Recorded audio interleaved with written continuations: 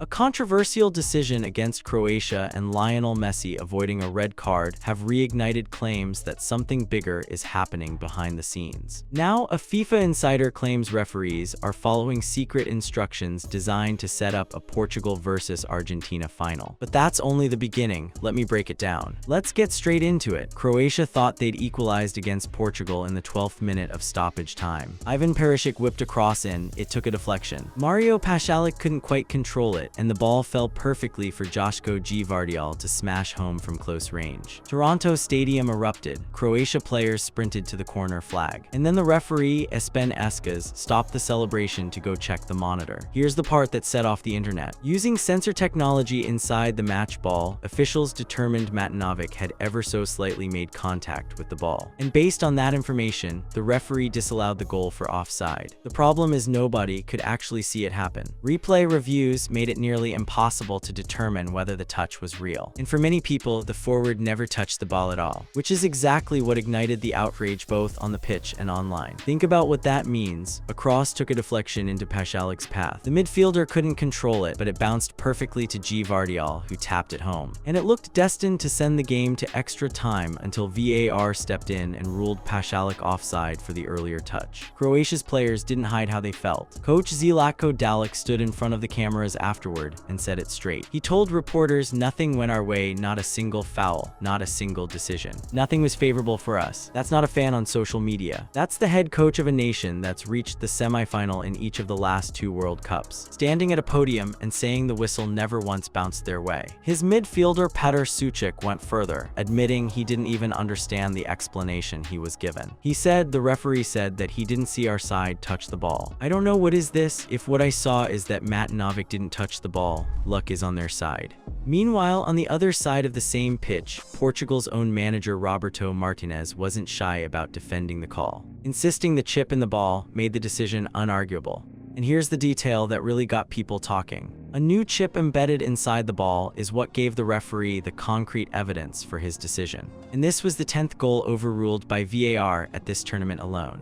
10 goals wiped off across a single World Cup. And it just so happened that the 10th one arrived in the final minute of a Portugal match in Portugal's favor, sending Ronaldo through instead of Modric.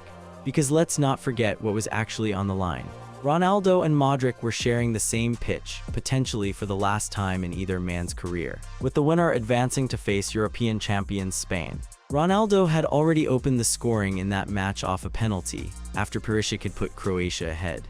Perisic got Croatia's first goal, but after a foul was called in Croatia's box in the 67th minute, Ronaldo converted his first ever World Cup knockout goal, sprinting to the corner and unleashing his trademark celebration as the score leveled at 1-1. So the goal that got disallowed wasn't just any equalizer. It was the goal that would have kept Croatia in the tournament in extra time, against a Ronaldo-led Portugal that had needed a penalty just to survive. Now flip over to Argentina, because this is where the second half of the outrage comes from. Weeks earlier in the group stage against Algeria, Messi went into a challenge on captain Issa Mandi. Messi tackled Algeria's captain in the first half, seeming to rake his studs along the opponent's calf and ankle. But though the referee blew for a foul, no card was shown at all. Not a yellow, not a review, nothing. The pundits watching at Live couldn't believe it. ESPN's Ale Morno called it straight away, saying it's 100% a red card for Lionel Messi. Former Premier League referee Andy Davies backed that up too, going as far as to say Messi was lucky, because in his opinion it was a red card offense. And it happened with the score at 1-0, which could have had a big impact on the game. He didn't stop there either. Davies added that when a player challenges from behind with studs on the calf and a level of force, the outcome should be a red card. And whether or not there was intent doesn't matter under the laws of the game. So there it is, 2 of the biggest names left in this tournament, Ronaldo and Messi, each sitting on the good side of a decision that could have changed everything. 1 goal wiped off the board for a touch nobody could see. 1 tackle waved away for a foul everybody could see. And that's the exact tension that's got people convinced this whole thing is steering toward one final. Portugal against Argentina, Ronaldo's last World Cup against the team that just won it all in Qatar. Let's dig into how deep this actually goes.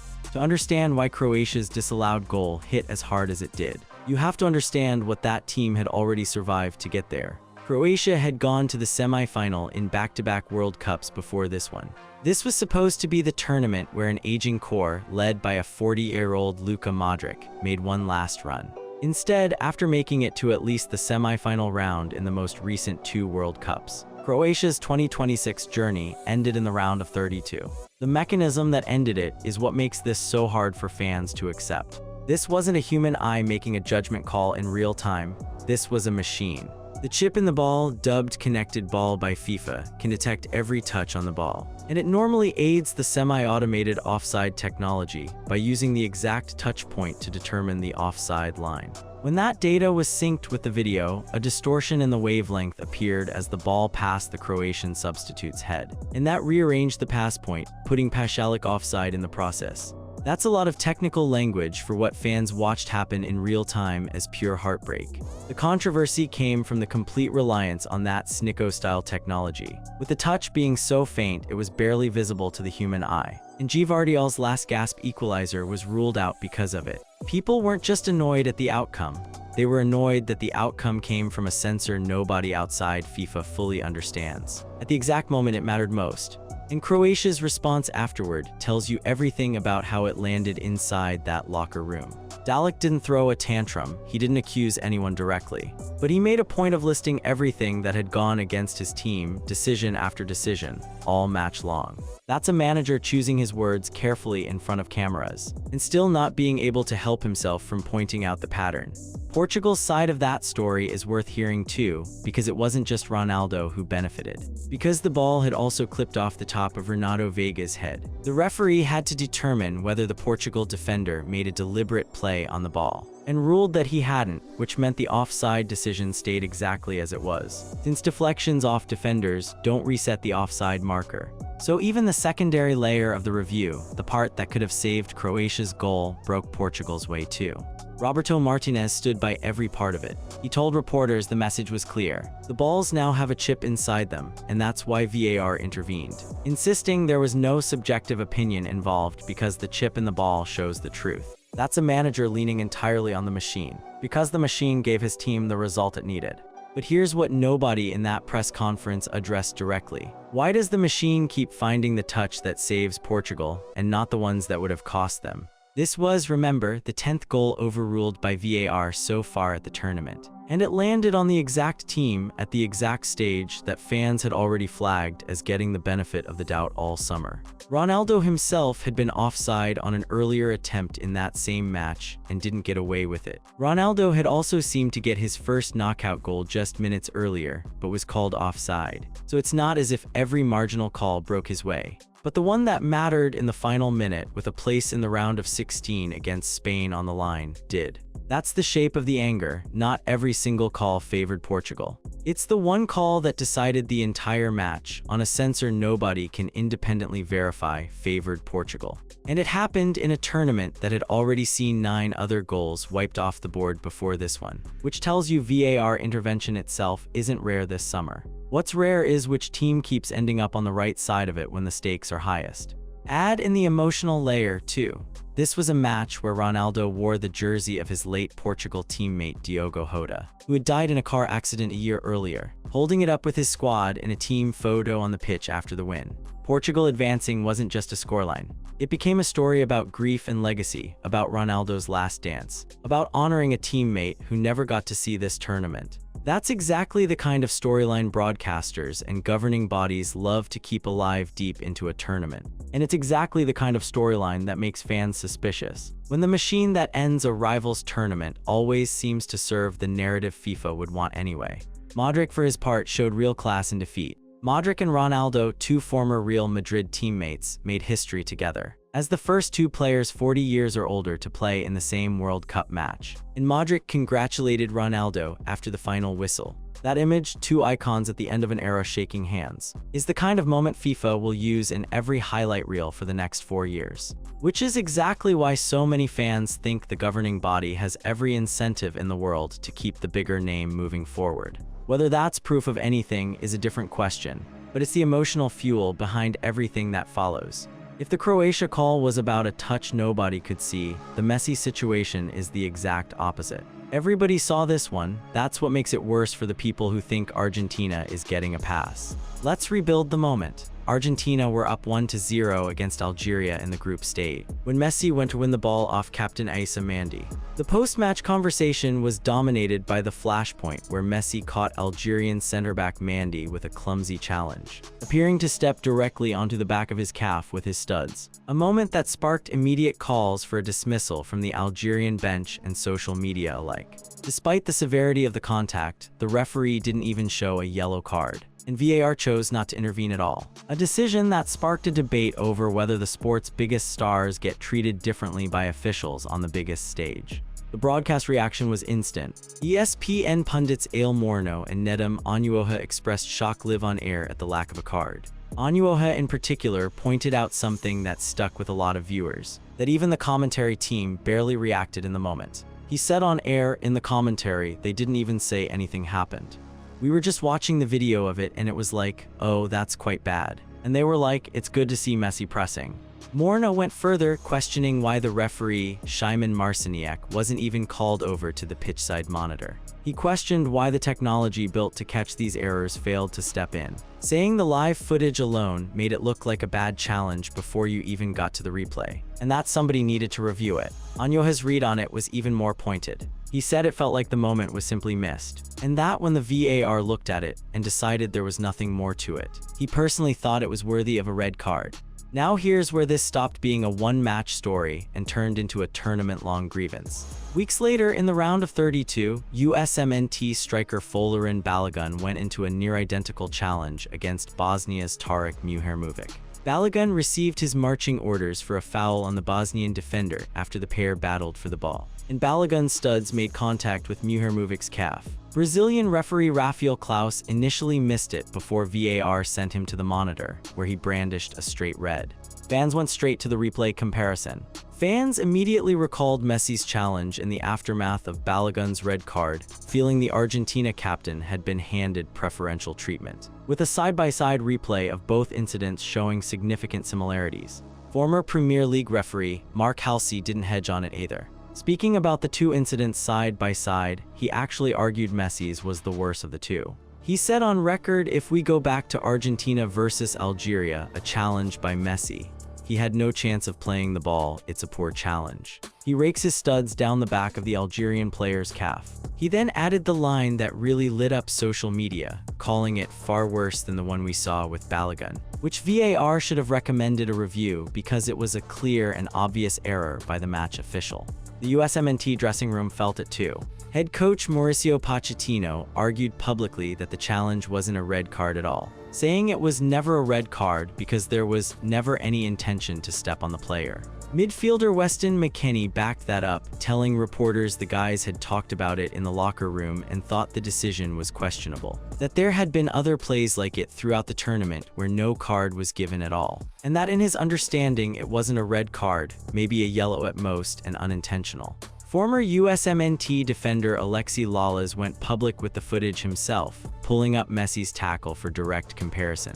Lalas questioned why Messi avoided punishment for a similar challenge, arguing the contrasting decisions highlighted a lack of consistency in how VAR had been applied across the tournament, sparking accusations of inconsistent officiating. One line from that Goalcom report summed up the entire American locker room's mood. If his name was Messi, as we have seen earlier in the tournament, he would still be on the field. Even British media piled on. Piers Morgan posted both fouls side by side with the caption pointing out one player got sent off and the other got nothing, ending it with the now viral line, same tackle. One Balogun gets a red card, the other gets no punishment at all. Must be nice being Lionel Messi. Some fans, per that same report, went as far as throwing around words like corruption and favoritism shown towards Messi. And the stakes behind that leniency weren't small. A suspension for Messi could have been a catastrophic blow to Argentina's title defense. And with 2 yellow cards resulting in an automatic 1-game ban, Messi heading into the knockouts without a single booking was a massive advantage for his team. Balogun, on the other hand, wasn't so lucky. He missed the USA's round of 16 clash with Belgium through suspension, with a possibility his ban could even be extended if FIFA's disciplinary panel felt the foul warranted more. Put those two stories side by side, and you start to see why this isn't just a fanbase being sore. You've got professional broadcasters, a former referee, a USMNT head coach, one of his own players, and a national broadcaster's lead soccer analyst, 5 separate voices, all landing in the same place. Somehow, in a summer with a chip embedded in the football that can detect a touch nobody's eye can see. The exact same tackle produced 2 completely different outcomes depending on which jersey the player was wearing. Once you start looking for it, this tournament has had no shortage of officiating storylines. And that's exactly what's fueling the idea that referees are steering things toward a specific outcome. It's worth zooming out before going back to Portugal and Argentina specifically, because the broader climate around VAR in 2026 has been rocky from day one. Take Ghana's group stage draw with England. In the 79th minute, England's Ezri Konsa brought down a charging Ghana forward with a lunging tackle in the box, making no contact with the ball and catching the attacker in the knee, but the referee didn't award a penalty, a call that could have given Ghana the lead. Ghana's manager Carlo Queiroz didn't hold back afterward, telling reporters flatly, "VAR went for a coffee." Or look at Brazil against Scotland, where Vinicius Jr. thought he doubled Brazil's lead after slotting the ball into the far corner, only for VAR to recommend an on-field review that ruled it out for a soft foul in the build-up. A decision that seemed controversial given how minimal the contact actually was. Iran had a near-identical experience against Egypt, where a stoppage-time substitute's goal was disallowed after a VAR check in the 3rd minute of added time. None of that is proof of anything on its own, but it tells you the referees at this tournament have been under a magnifying glass all summer, and every marginal call, no matter who it involves, gets dissected online within minutes. 10 goals had already been overturned by VAR by the time Croatia's equalizer got wiped out, and that number kept climbing.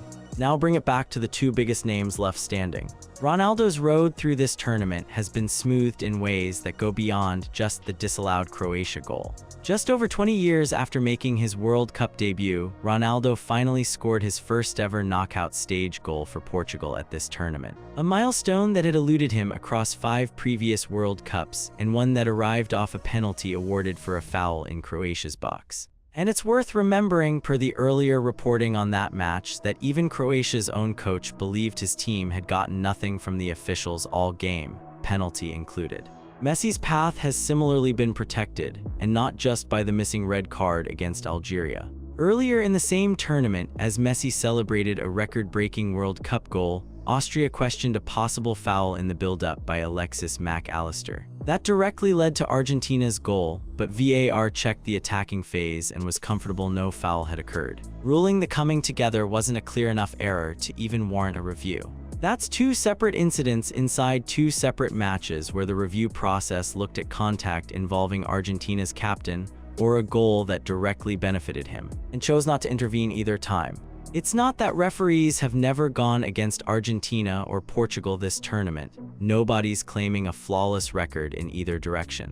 It's that when the calls have mattered the most, in the moments that could have changed a scoreline or cost a card, both teams have kept landing on the fortunate side of the whistle. And it's happening while both nations sit on a path that FIFA itself has structurally kept apart from other heavyweights. FIFA had already announced that in the interest of competitive balance, the top 4 ranked teams, Spain, Argentina, France, and England, were drawn into opposite pathways, meaning that if they won their groups, those sides couldn't meet until the semifinals. That single decision matters more than people realize. It means Argentina's road to the final was engineered from the draw itself to avoid the other traditional giants until the very last possible stage. Portugal, meanwhile, has been built up around Ronaldo's storyline from the opening ceremony onward, with FIFA's own website leading its coverage with his milestones and history-making appearances alongside Messi's name in the same breath, tournament after tournament. None of this happens in a vacuum either. This is a World Cup where officiating decisions off the pitch have made headlines just as much as the ones on it. Somali referee Omar Artnan was removed from the officiating list entirely after being refused entry to the United States over vetting concerns, despite holding valid travel documentation and strongly denying any links to terror groups. when FIFA is already fielding questions about which officials even get to work this tournament. It's not hard to see why fans extend that scrutiny to which decisions those remaining officials are making and who those decisions keep benefiting. So where does all of this actually point? Portugal is through to the round of 16, set to face European champions Spain, a genuine test that could end Ronaldo's run regardless of what any censor says. Argentina, defending champions and missing since their title in Qatar, have kept grinding through the bracket with their captain fully available. No suspension hanging over him, no missed matches, nothing slowing down the one player they can least afford to lose.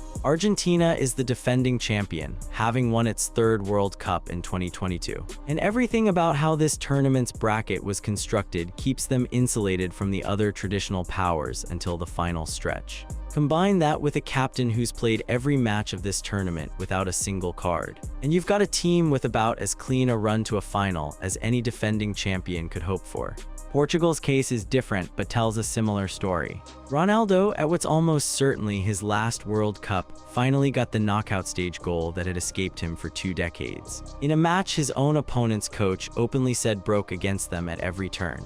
The next test, Spain, is real. There's no censor or missed card that can manufacture a result against a team that dismantled Austria 3-0. But the fact that Portugal even got to that test, rather than facing extra time against a Croatia side that had just leveled the match, is directly tied to a VAR call that not even Croatia's own players could fully explain. What's striking is how the players and coaches directly involved have handled it. Dalek, despite laying out every grievance from the match, still refused to blame the officiating for the loss outright, saying that's not the reason we lost, the refereeing was poor, Croatia lost, and I don't really have the right to complain. That's a manager who clearly believes something went wrong, but isn't willing to hand his team an excuse. Modric, in what may be the final World Cup appearance of a legendary career, walked off with his dignity intact and his rival's hand in his. On the American side, the frustration hasn't gone away either. Balogun will be watching from the sidelines during a stretch of the tournament that could define his young career, while Messi has continued through the bracket without so much as a yellow card to his name.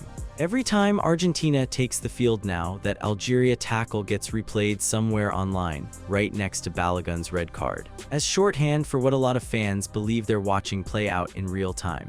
None of the officials involved have ever said out loud that they're steering results anywhere. There's no FIFA memo, no leaked instruction, nothing on paper that says a Portugal versus Argentina final is the goal.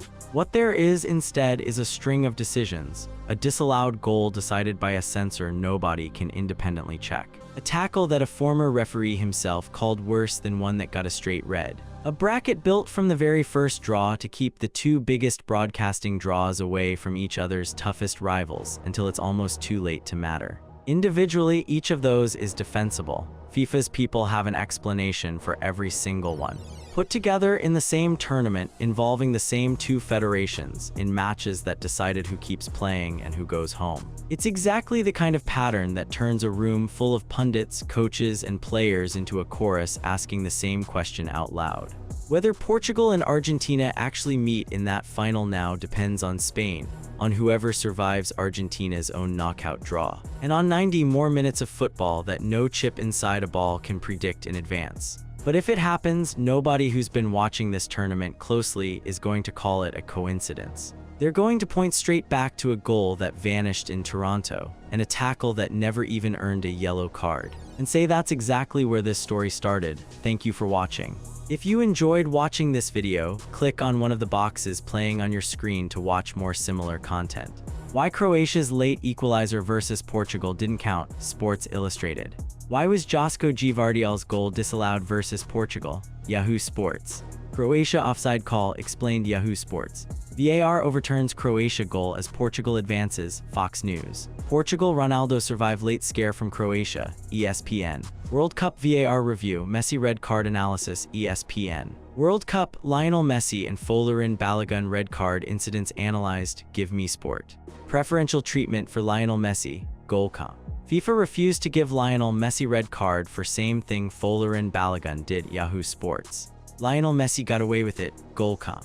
Lionel Messi accused of receiving preferential treatment. News Nation. World Cup 2026. Most controversial VAR officiating decisions in group stage. Al Jazeera. Cristiano Ronaldo scores first ever World Cup knockout stage goal. Fox Sports. 2026 FIFA World Cup. Wikipedia. 2026 FIFA World Cup officials.